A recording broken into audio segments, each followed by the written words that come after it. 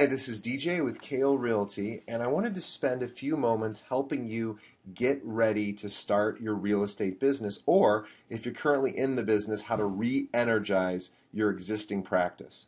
We're going to be talking about a number of things over these next few videos, but essentially what we're discussing is lead generation.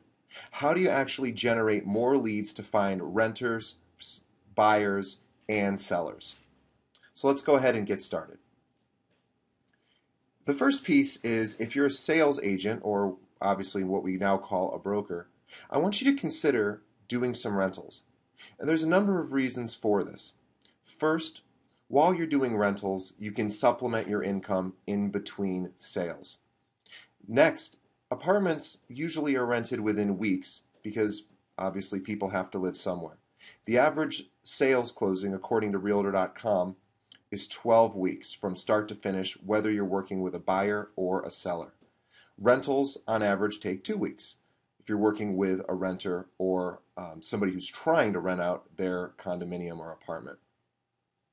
Also, we have a huge database of generally around 7,000 listings just for apartments, many of which are not listed on the MLS. What this means is you will not be splitting a commission with another broker, and you will receive your split on 1 month's rent versus an MLS listing, which is 1/2 month's rent. Lastly, we have a tool which is now called Zillow Rentals, which will allow you to basically automatically post Craigslist ads for whatever apartments you would like to promote. You should have received videos from me in the day one training email that show you how to use RentJuice. Or you can contact our training team to go through and have you teach you how to do this. It's very simple, and you will find renters very easily, to which you can then, of course, show apartments and find them their next home. The first part about re-energizing your business or starting a new one is building your database. There's 2 studies that have been shown. One is by J.D. Power and Associates. The other is by a think tank research firm. Both came to the same conclusion that roughly 60% of a broker's business will come from people they already know. I personally think that's a little on the low side if you're building your business correctly. By correctly, I mean by referral. So even though you may be new to the business, how do you actually grow your business by referral? Well, the first step is identifying who is part of your what we call your sphere of influence. So what I first want you to think about is, what groups am I a member of? First being, who is part of my family? Do I have family in the nearby area? That is a group, right? Also, who's in my extended family? Do I have aunts, uncles, cousins, in-laws? Am I part of any charities? Am I on a board or a volunteer? Am I a member of a church, right? Who are my friends? What social groups am I a part of? Am I in any sports or leagues of any nature? And then lastly, maybe old work buddies that you've worked with. These are all groups that you are or were a part of that you can, in fact, reach out to when you're wanting to grow your business. So what I'd like you to do is pick 5 groups. Now, I've included a worksheet which lists, gosh, hundreds of groups that you, or not that many, but probably 100 groups that you may be involved in. I want you just to pick 5. We're going to identify 30 names of people that will become your most powerful sphere of influence. So I want you to think about all the groups you belong to. I want you to choose 5.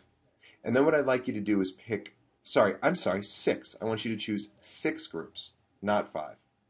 I want you then to pick 5 contacts in each group. So you're picking 6 groups. Maybe a group is immediate family. I want you to find 5 members of that particular group. And I want you to, what we're going to talk about our next steps in the next few videos.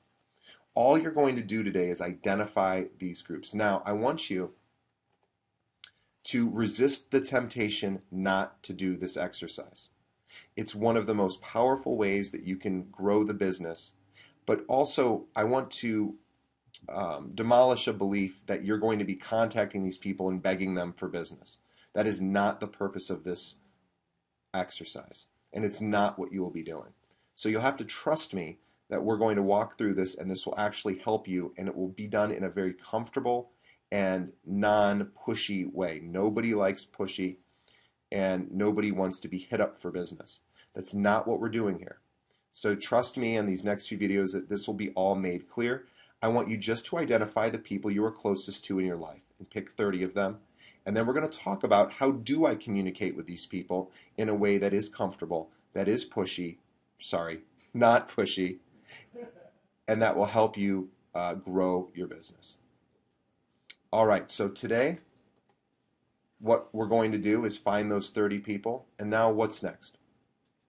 In the next few videos, we're going to talk about how do I communicate with these people effectively, and how do I get them to promote me without me having to ask them for business. Okay? In the old days, the sales strategy for referrals was, can you give me the names of 3 people that might benefit from my services?